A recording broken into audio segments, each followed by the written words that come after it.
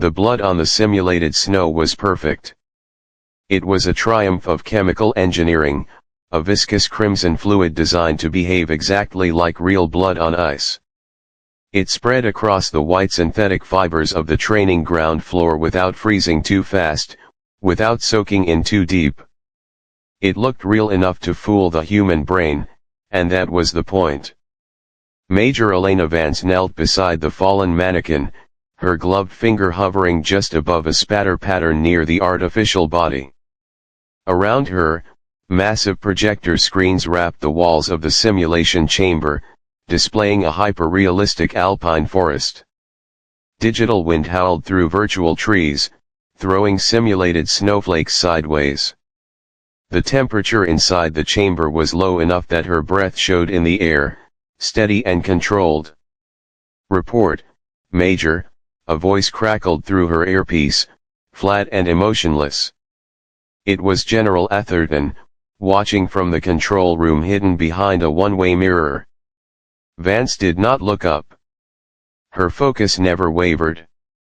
"Single assailant," she said calmly. "Approached from the target S6 o'clock using storm cover. Entry wound indicates a 4-inch blade to the subclavian artery. Exit wound confirms a through-and-through puncture. The assailant understood anatomy, controlled the target S fall, and ensured rapid blood loss. Time to death, under 90 seconds. There was a pause. Then another voice cut in, younger, sharper, edged with arrogance. "Captain Marcus Thorne. Or it was a lucky stab in the dark, sir." Visibility was set near zero. Only then did Vance rise. Slowly. Deliberately. She turned toward the darkened mirror, her eyes fixed on the reflection she knew concealed her observers. "Luck," she said quietly, "is the residue of design. The blood spatter is directional. The fall was controlled. This was not panic. It was an execution. My assessment stands." She looked down once more at the plastic corpse of the assassinated diplomat and the perfectly engineered blood pooling beneath it. The most important thing in the world, she believed, was seeing things as they were, not as you wished them to be. The lights came up abruptly, bleaching the forest into a pale imitation before it vanished entirely. The illusion collapsed, revealing the stark gray walls of the Advanced Warfare Center. "And simulation," General Atherton said, his tone now formal. "Major Vance, my office. Captain Thorne, reset your team for the next scenario." Vance unclipped her sidearm, a blue-ring training weapon, and placed it neatly on a nearby table. Every movement was efficient, economical, almost unsettling. There was no wasted energy in her body. As she walked toward the exit, she passed Captain Thorne and his Alpha Squad. They were the facility's golden boys, carved from bravado, reputation, and institutional praise. Thorne, with a jawline sharp enough to cut glass and an ego to match, gave her a look of thinly veiled condescension. His men mirrored the smirk. They saw a woman. An analyst. An outsider sent to judge them. They did not see the quiet lethality beneath her calm exterior. They mistook silence for weakness, restraint for fear. It was a common mistake, and one she never corrected. It was, after all, a tactical advantage. Forward Operating Base Northstar was a scar of gravel and steel carved into the Alaskan mountains. The wind stripped away comfort, and the cold enforced discipline. For 6 months of the year, the world here was nothing but white and gray, a proving ground for soldiers meant for the planet's most unforgiving battlefields. Major Elena Vance had been there 3 weeks. She was an observer dispatched from a command level so distant it felt almost mythical to the base personnel. Her task was simple: evaluate special operations units for Arctic warfare readiness. Her method was not. She didn't observe from heated command rooms. She moved with the teams on skis, on snowshoes, a silent shadow against the snow. She ate alone in the mess hall, ignoring the noise, the jokes, the bonding rituals around her. She was an anomaly, a female field-grade officer in a world fueled by aggression and masculine myth. The bias was never loud, never openly hostile. It lived in pauses when she entered rooms. In conversations redirected to safer topics. In instructions given to junior male officers instead of her. In well-meaning questions about lighter gear and extra layers. "No, thank you," she replied each time, her voice steady, her pride untouched. She understood them. Warriors in a closed society. She was an unwelcome mirror.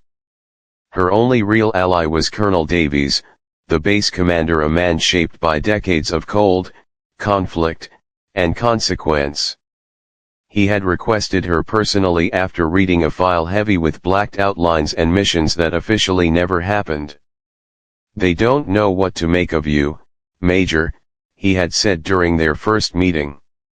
"My job isn't to be understood," she replied. "It's to observe reality." Davies smiled once. "Good. Because reality is about to test them." The test was Operation Frostfang, a multi-day force-on-force exercise deep in the Chugach Mountains. Alpha Squad, led by Captain Marcus Thorne, would spearhead the assault.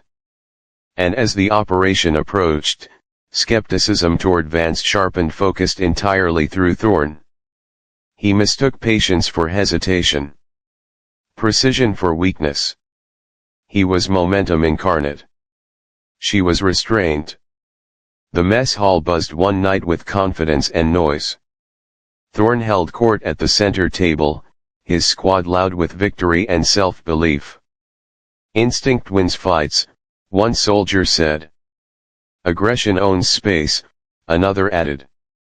Thorne leaned back, eyes locking on Vance across the room. "You're either born with a killer instinct," he said, smirking, "or you're not." Then came the line. Loud enough to carry.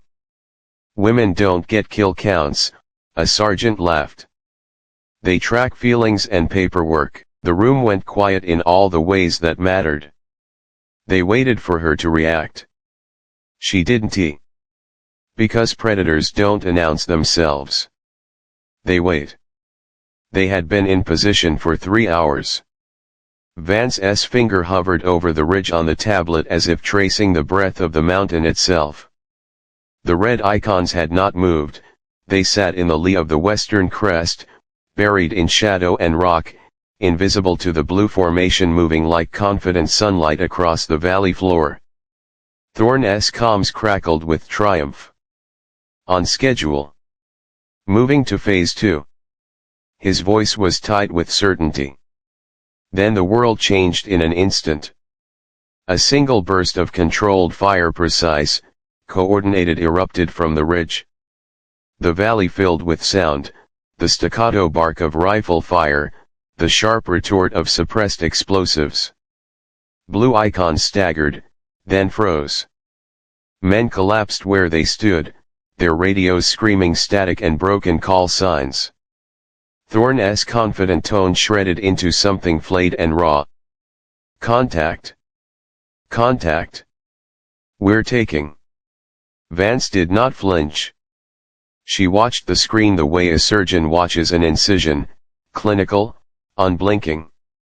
The opposing force had not only chosen the high ground, they had denied the valley's funnel every egress, each avenue of retreat choked by interlocking fields of fire. The western ridge was a trap perfectly set, and Alpha Squad were ants pouring into it. The first phase of the ambush was surgical, precise, deadly, and then the mountain itself intervened. The avalanche forecast had not been a bureaucratic footnote, it had been a warning. The first thunderous shift of snow came not as a rumor but as a wall. A grenade detonated near an overhang, the concussion dislodged a slab of old, wind-packed snow. It began to move. The avalanche thundered down like a white fist, sweeping across the valley floor with a sound that swallowed radios and voices. Men who had been targets of small arms fire now faced a larger, indifferent force, mass and gravity. Those who survived the ambush's first phase were pinned by snow and debris, entombed in cold within seconds. The blue icons blinked out one by one as casualties mounted and the simulation's casualty report began to populate the screen in small, clinical fonts. Time to extraction impossible. Evacuation routes buried. The plan for speed and surprise had become a ledger of loss.